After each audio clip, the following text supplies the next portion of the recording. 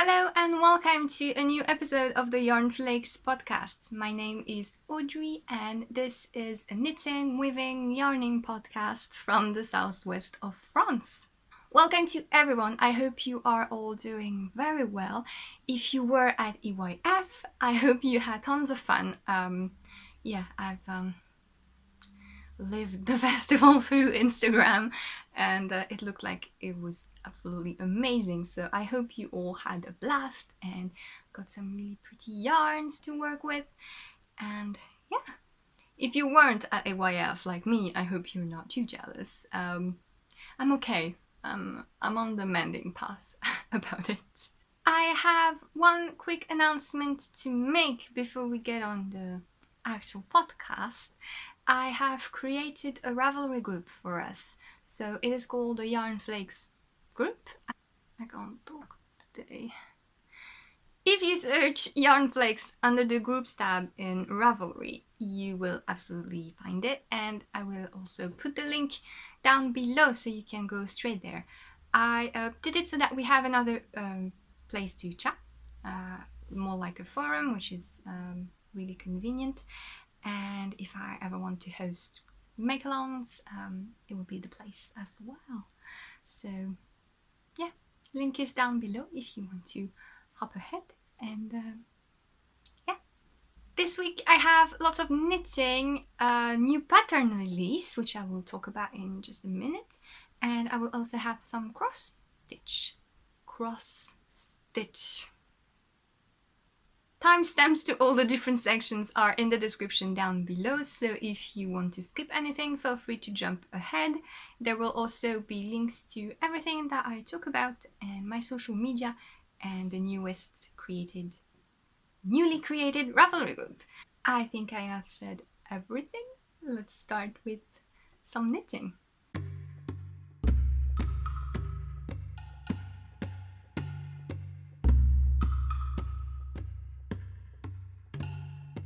First thing I want to talk about is something that I have teased on the previous episode, and it is my newest pattern, which is ta-da! The Mohair cowl. So let me talk about it at length because you actually didn't see much of it. So this is a cowl, yes, and this is how this texture looks like. I had this graphic, textured, geometric, wavy stuff in mind for a while and I absolutely love it. It makes a really cool, almost 3D-like effect and I think it's absolutely stunning. It's engaging to work, and then I've put in some more mindless broken stockinette here to complete the cowl, and this just makes a really nice texture contrast between the two. It's a long cowl, so you can wear it quite loosely like this, or you can wrap it twice around your neck. I wanted something that is light and drapey for spring. You know, whenever it actually wants to come. You can use sport weight or fingering weight on the heavier side. The gauge is 24 stitches in this pattern, and I find you can achieve it with both sport and fingering weight. And it's really easy to adapt it if you want it to be shorter or longer. The repeats are quite short, they're only 14 rows, so you can easily squish one less or more if you want to. That way you can also stop when you feel like you're going to run out of yarn. I have put the grammage necessary to finish off, and yeah, it is knitted flat, so you actually start here, right here. You knit it until it's about 120 centimeters, and then bind off, and there's a seam at the end. You mattress seam the cast off and bind off edge, which is quite quick to do, and if you want you can add Mobius a twist, like an infinity cowl. Before you seam, if that's the look that you like, I wanted something a bit more minimalistic for this that will complement the geometry pattern. So I absolutely love it, and I'm really eager to hear what you think. So it is called the Mochiar cowl. My boyfriend and I found the name. I was picturing something foresty, a eerie, moody nature vibe, something majestic but minimalistic at the same time. And my boyfriend gave me a list of nice Romanian forest names. And I picked Mochiar, which is the oldest oak tree forest in Romania. And yeah, I just think it works really well for this wavy, but it has curves, which makes it look soft, but at the same time it's quite in your face geometry. And I think doing it in a semi-solid or tonal yarn makes a really fun, easy to accessorize piece. I would love to see it in like a burgundy or mustard. I'm curious as well about soft greys, like lighter neutrals. But yeah, I picked this teal blue color, which is Morrison Sons Empire 4-ply, which is a tightly twisted merino from Australia. And yeah, now it looks green, but it's more blue like this. And yeah, you need something with a bit of a stitch definition. I have swatched with woolen yarns, and it looked really nice too. As long as they're not too fuzzy, it gives a really nice poofy, maybe more cohesive look. But I wanted something a bit soft and a bit more standard, because my mother is stilling it and she can't handle rusticer yarn on her neck. Yeah. Mochiar cowl, it is up on Ravelry. You will have the link in the description, and as usual there's release sale, so it's 15% off until Sunday, so you have time to make up your mind whether you like it or not. And yeah, tell me what you think, because I just showed a sneak peek last week and you actually don't know anything about it. And I think I've covered everything. There's a I-cord that is worked at the same time, so you don't need to finish it at the end. And yeah, I really like the pictures I took for the pattern.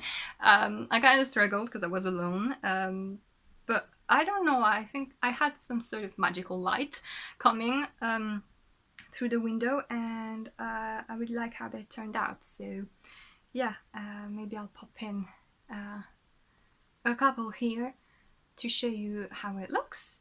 And yeah, I am in a design bug lately, and yeah, I think you will see in the following projects that I share with you that I'm very much full of ideas. So yeah, starting with a cowl for spring, and I hope you like it. This is my finished object for this week, and I am now moving on to works in progress, and I will start with my Zweig. So I am now working on the body of the Zweig. I have separated body and sleeves. So I have done the last bit of color work, which is really cool. I really like this lines effect color work. It's ridiculously simple to do and mindless, but I don't know, I think it makes a really nice graphic effect. I kind of want to incorporate it in a lot of stuff. But yes, I have separated for sleeves and body. If you remember, I wasn't quite sure about the fit, and I tried it on, and it looks like it's going to be okay. It was fitting comfortably, so I think with blocking maybe I'll get a bit more ease. Hopefully not too much, but because this is superwash merino, so I don't know, I'm always a bit defiant, is that a word? Not necessarily worried, but I'm suspicious with superwash yarn in a garment, because when I knit my Sophaided, for example, I was really scared that it would grow, and it did, but it's fine, not to a ridiculous extent, so I hope I will have the same success with this one. And I have started the body, and you can already see the little crosses that run all over the body and sleeves. And am I losing stitches? No. And I saw the needle here, so I was like, oh my god, where is this going? I think it looks really nice. I'm alternating skeins because this is a yarn I hand dyed myself for this sweater in this chocolate brown, and even though I think I did a pretty good job at making them as saturated and identical as possible, like really, whether it's in the skein or in the cake, you don't see any difference between the three. I was still wanting to go on the safer side and alternating. Of course, I didn't alternate for the top bit, and for the entire yoke actually I didn't alternate because well, there was no need really, because if there wouldn't be a demarcation. But from the beginning of the body I'm alternating just in case, and yeah, it makes it a bit more fiddly. I like to alternate at the side here, because if I do it at the beginning of the round, which is in the back, you know, you always have like a tighter line of 2 or 3 stitches. Even if you carry it really loosely, I can never get something perfect. So that's why I prefer to do it where a seam would be, like under my arm, so it's not visible. And yeah, I really like doing it. I think it's really fun. It's definitely slower than knitting a stockinette body would be for me, but at the same time it's quite engaging, because I'm thinking, oh look, I have one more repeat to do, and I actually haven't worked on it that much and I already did all of this. So yeah, I think the sleeves are gonna be a little bit more of a problem for me, but for now I'm enjoying the body and I cannot wait to have it done. I want to wear it for spring, so I think it's gonna be a really nice lightweight sweater for the last colder days. I really hope you can't hear that. I think one of my neighbors is having a really loud vacuum cleaner, Hoover, and it's ridiculous because we live in houses, so I shouldn't be able to hear it, but I am, so I don't know what they're doing. But, you know, I hope you can't hear that really annoying high-pitched sound. I can, which is not super pleasant, but let's look at a pretty sweater instead. Yeah, it's Spike, which is a pattern by Caitlin Hunter, and knit in my own chocolate brown hand dyed, and the contrast color is the beautiful Marshmallow by Cosmic Strings, which were at EYF. They were vending there and I'm really happy for them, and I hope you all went and looked at their yarn, because they are some of my favorite indie dyers, and they're really good at both more neutral speckles and combining crazy colors. And yeah, I'm really happy that I decided to have this as a contrast color. I think it's going to look really good. Let me just show you the beast quickly. The blanket. the chevron garter stitch blanket. Ta-da! So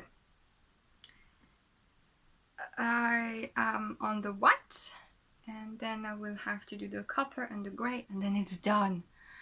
I kind of want to give myself a goal to have it done in the next couple of weeks. I think it's doable if I just dedicate myself to knitting on it. More than one row every 2 days. But yeah, can't wait till it's done. I need to shove it in the washing machine and dry it, so I'll have to wait for hopefully some sunnier day to do so, and then I'll be able to send it over to Romania, where it needs to be for me to gift it. But yes, you know, when I started it, I think I told you. Did I tell you that I was thinking that I would want one for myself as well? No way. I love the pattern. I think it's a beautiful, easy, perfect blanket pattern. You can have so much fun picking out different colors. But I don't like making blankets. Wondering if I'd have more fun making crochet blankets or log cabins or something that is pieces, but at the same time in my mind I would still have this massive project that takes a long time to be fully completed. Yeah, I think I can find a type of blanket that I really like doing. It just needs to maybe be more varied, like different stuff, different squares with different stitches or something, stripes with different textures. But yeah, I'm not sure because it still needs to look like something decent, unless it's a scrappy project like my crochet granny ripple blanket. Yeah. In the meantime, I'm close to finishing this one and it's going to be such a relief. I'm waiting to have it done before I cast on. Well, that's not true. I've cast on new project, but I mean I want to cast on the poncho, which will be my last heavy garment of the season, I think. Completely out of season. I wouldn't be able to wear it still. It's poncho that I want to make in alpaca, not DK weight alpaca, but I want to make it now because I've already swatched for it and I kind of feel like working with alpaca. So when I finish this will be my kind of reward to cast on something nice and squishy and drapey in alpaca, because this sea of acrylic is kind of a burden to be honest. But yeah, the finished thing is going to look beautiful, and yeah, I'm still enjoying working on it when I'm watching a movie. I can do anything while watching a movie. I can do lace and cables. I don't necessarily need something that silly and mindless, but it's here anyway and it needs to be done. Next up is a cheeky new cast on. Well, I was desperately working on my sweaters and my blanket. I wanted to start some socks. So I cast on the Darjeeling socks, which is the pattern from this book, the Knitter's Books of Socks, Knitter's Book of Socks, by Clara Parks. And let me show you. It has lots of really beautiful patterns. I like all of them except the colorwork one because they're a little bit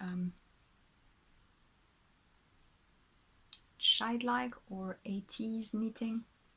But you know, let me try to show you. These are the Darjeeling socks by Cat Bordy. Cat Bordy. And it's this really beautiful, textured, simple, but with a really interesting construction system. The book is great, the patterns are awesome, and I was feeling a bit bad that I haven't done more socks. I only have done one pair of socks from it, and I wanted to do more. So I picked up this one and to go with this yarn. So this is not showing well. This is Golden Years by Marianne Yarn, which is a German indie dyer, and it's this absolutely gorgeous hot pink, burgundy, lime green. It has orange, it has blue, and if I just show you how it knits up, oh my god, it's so beautiful. I started with this sock. With this yarn, I wanted to cast on this yarn, so I picked the pattern accordingly, and it pairs really well. So this is what I have so far. It's a toe-up sock, and you start with this really nice toe shaping that I have done before, but I've done it cuffed down, and I think it looks better cuffed down than toe-up. I actually want to incorporate it in some of my next designs because I think it's really nice and unusual, and it adds a really nice graphic touch. But when you do it toe up, I don't know, I think the lines of increases, even though the pattern just says make one, and I've done make one left, make one right accordingly, so that it would at least look decent, but it's still not perfect. But yeah, you have this toe, and then you start the texture, which the pattern is everything I like. It's like really easy texture, which is graphic and geometric.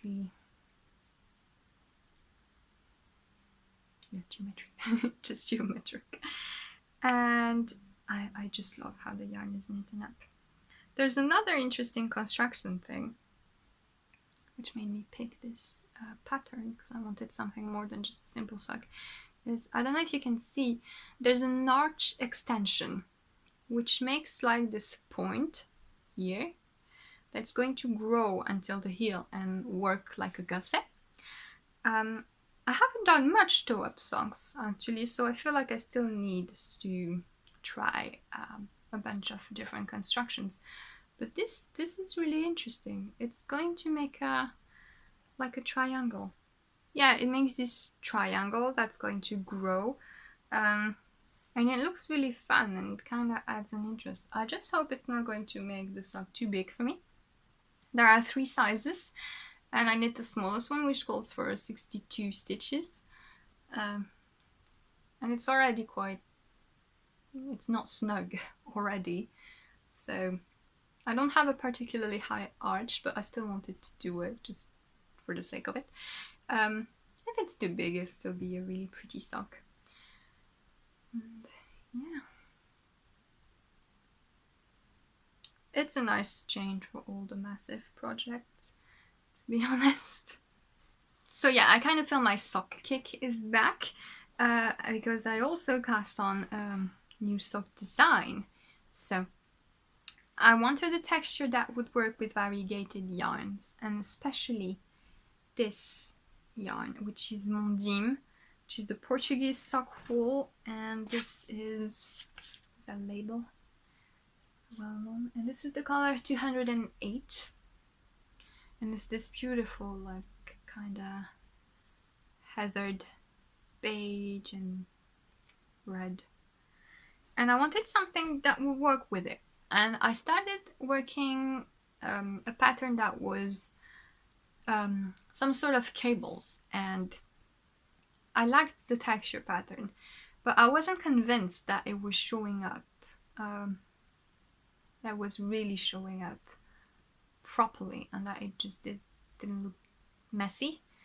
I asked on Instagram, and even though most people were saying it looked nice, yeah, I didn't love it, so what's the point of making a pattern if I'm not 100% convinced? So I went in a completely different direction, and I'm so happy with what I came up with. I decided to go for something that would be like an overall earthy kind of textural thing, instead of aiming at cables that would make structural lines. You see, this is a bit more yeah, like an overall kind of really fun mesh, and you have some lines here that are created by slip stitches, which make the inside really interesting. The inside is like color work, have floats, so it makes something that's really soft and extra warm because there's double layer, but the fabric is still stretchy, so that's cool. I did a twisted rib and then I started this texture, which is really nice to work. It's easy, it's only 4 rows, it's meditative, I felt. So even though it goes a bit slower than a stockinette sock, obviously, it's, I don't know, it's really fun to see the things getting created and how it makes like this kind of, yeah, muffled, kind of rugged thing, and I really like it. I think it suits the yarn really well. And yeah, I got my texture thing for variegated yarns. So this will be a new design that hopefully I won't take forever to knit. But yeah. So you see, I'm kind of having a design bug lately. I have lots of ideas, and I just really want to experiment and get on with them. And the next thing on my list is the shawl I've been talking to you about forever, and I've had it in my mind for months. And yeah, I think I will tackle it soonish to release it this spring. Let me show you the swatch actually, because it's quite funny. I don't know, it looks funny. It looks like a mini, weirdly proportioned shawl. But yeah, that's the shawl design that I will work on next. I promise it will look a bit bigger than this eventually. Unless you want a shawl for dog. I tried it on my puppy and it looked cute on her. But no. Yeah, I really want you to work on this as soon as possible.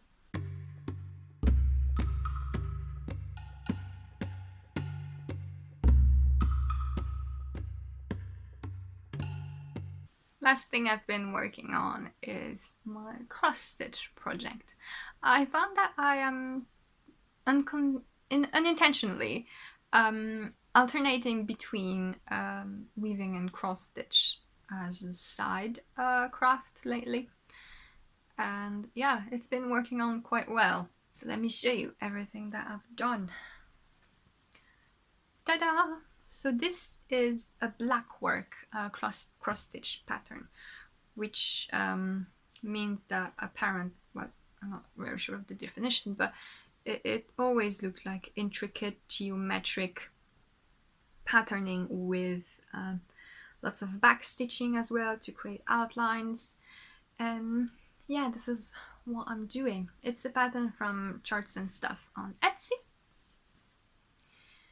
And that's what I have so far. So if you remember, I think last time I hadn't even finished the first square, the square on the outside.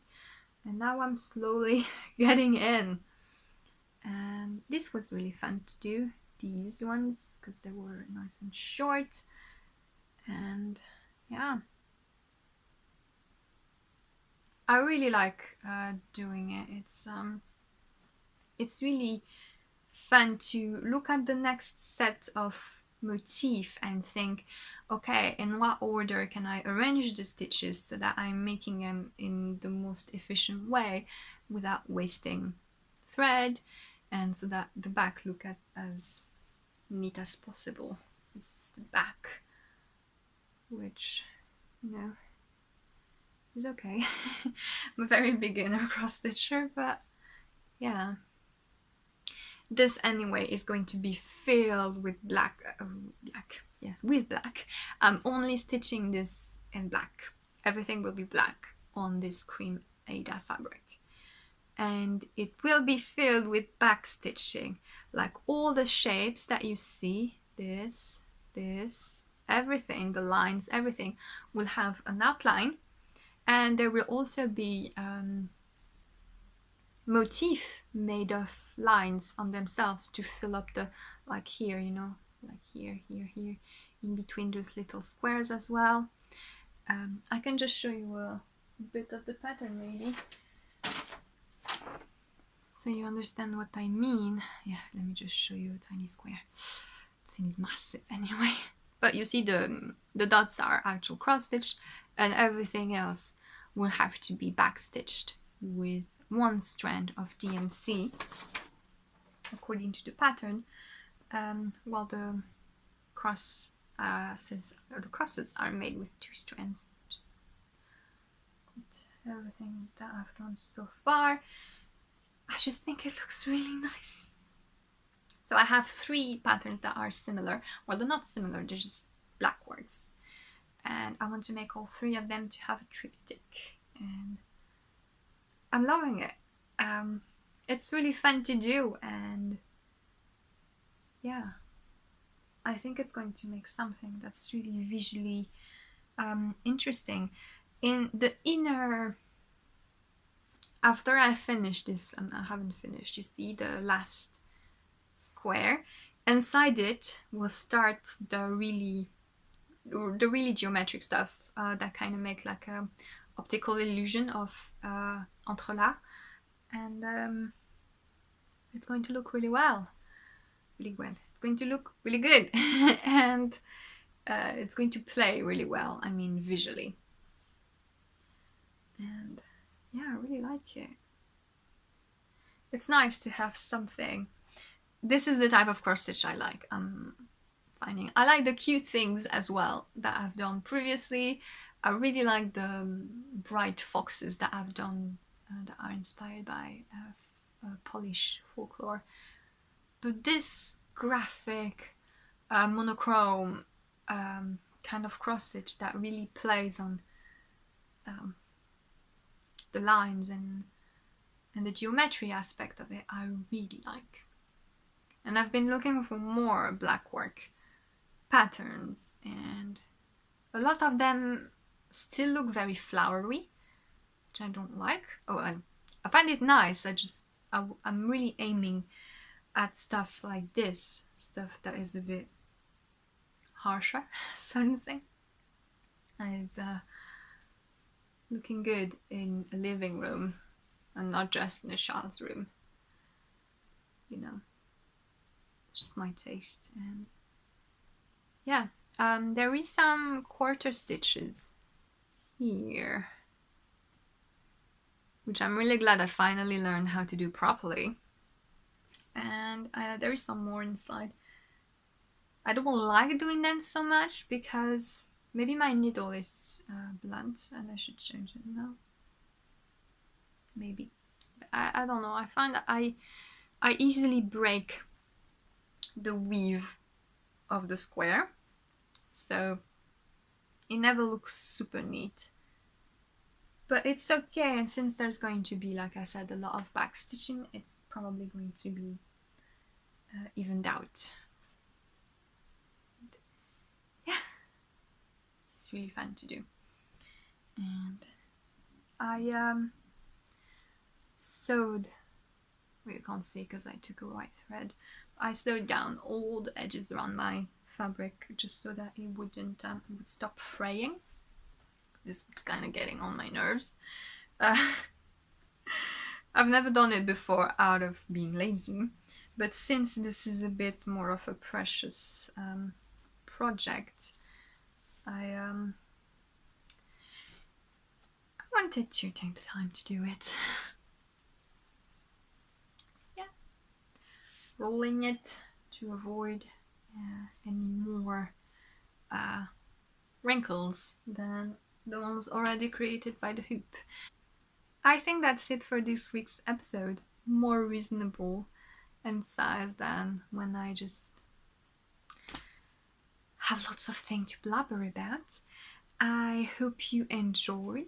Thank you so much for watching.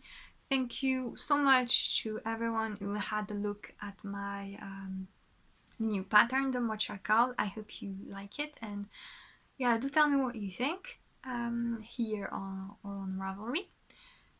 If you want to join the Ravelry group. And yes, I will be back next week with hopefully some exciting stuff. And I wish you a happy day, night, and week. And I will see you next time. Bye!